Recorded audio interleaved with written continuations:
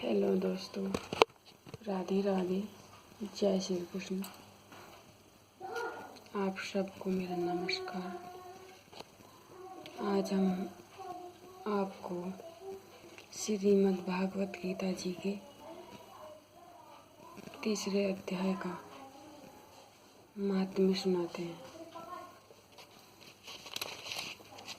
श्री विष्णु ने कहा, हे लक्ष्मी, दूसरे अध्याय का महात्म्य सुनो। अब मैं तीसरे अध्याय का महात्म्य सुनाता हूँ। हे, एक ब्राह्मण नित्य ही खोटे कर्म, चोरी आदि किया करता था। कुछ दिन बाद उसकी मृत्यु हुई।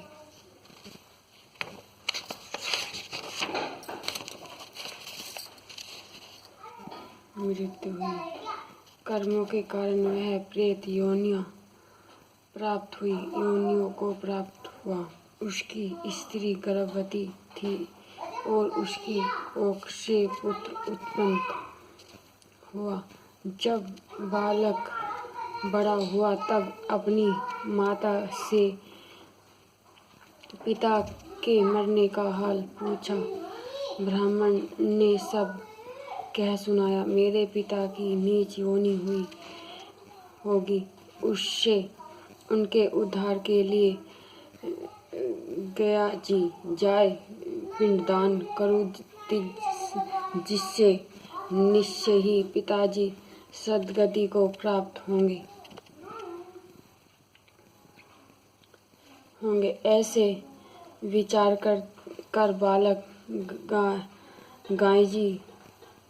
गया जी को चल दिया। बालक नित्य ही गीता का पाठ किया करता था। रास्ते में एक दिन पीपल के वृक्ष के नीचे बैठकर तीसरे अध्याय का पाठ किया।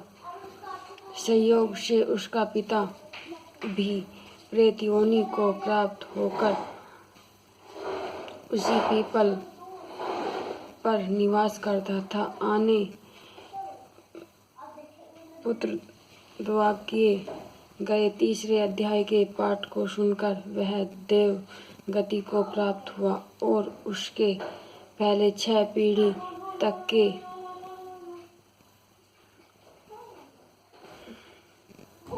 पुरखों जो नरक में पड़े दुख भोग रहे थे, स्वर्ग